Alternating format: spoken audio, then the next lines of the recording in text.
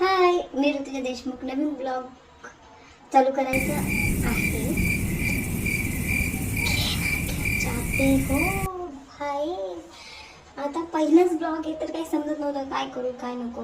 आता कसं फर्स्ट मी खूप सर्च केलं नाही का, म्हणजे भरपूर जणांचे नवीन न्यू ब्लॉगर्स पाहिले तर प्रत्येक जण हा एकच टाकतो की नाही का, चॅलेंज काहीतरी चॅलेंज घेत आहेत. मग ते 30 दिवस 35 दिवस काय त्यांचं असेल ते कंप्लीट करतायत. आणि माझाही थॉट तोच होता की काहीतरी एक चॅलेंज घ्यावं आणि ते पूर्ण कंप्लीट करावं.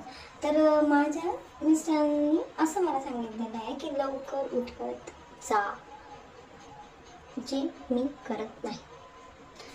पण मला हे करायचं होतं, हे हे चॅलेंज मला ॲक्सेप्ट करायचं होतं. पण माझं बाळ खूप लहान आहे आणि मला खूप वेळा रात्रीचं उठावं लागतं. कधी बाळ आजारी होतं, कधी म्हणजे त्याला कधी पण ताप येतो, कधी पोट दुखतं, कधी म्हणजे लहानपर्यंत असं कंटिन्यू चालूच राहतं. त्याच्यामुळे मग माझं कसं झालं की उठणं होणार नाही, उठणं हे होऊ शकत नाही. मला असं वाटतं की मी नाही उठू शकत. मग कितना कॉन्फिडन्स आहे ना माझ्यावर. बरं झालं पुढे बोलूया. मग मी असं ठरवलं की काहीतरी आपण रील्स स्क्रोल करतच राहतो ना, तर काहीतरी आपल्याला छान वाचायला भेटलं किंवा छान कडून काहीतरी कळलं किंवा छान थॉट आला तर तो तुमच्यासोबत नक्कीच शेअर करावा. तर असाच थॉट हा मी घेऊन आले पहिल्या ब्लॉगमध्ये. आता हा माझा पहिला जो शॉर्ट व्हिडिओ आहे, शॉर्ट ब्लॉग आहे. तर त्यामध्ये मी तुम्हाला एक मस्त असं हे सांगणार आहे, मस्त बोध सांगणार आहे.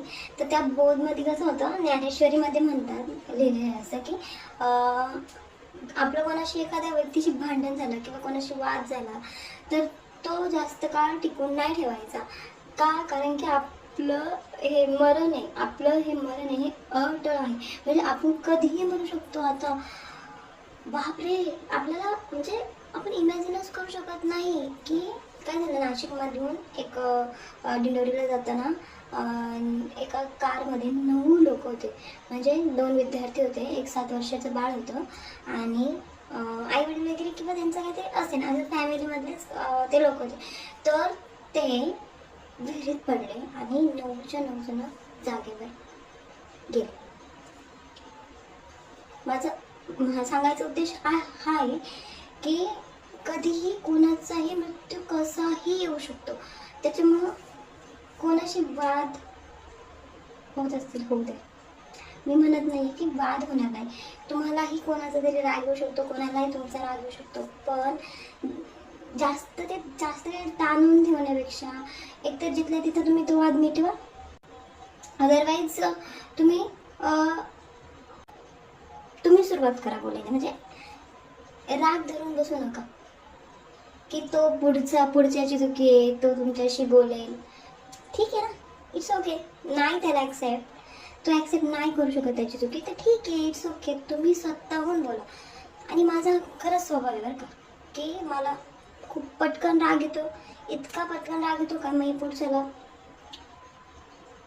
समजलं असेल बोलून पटकन तोंडा बोलून मोकळे होते.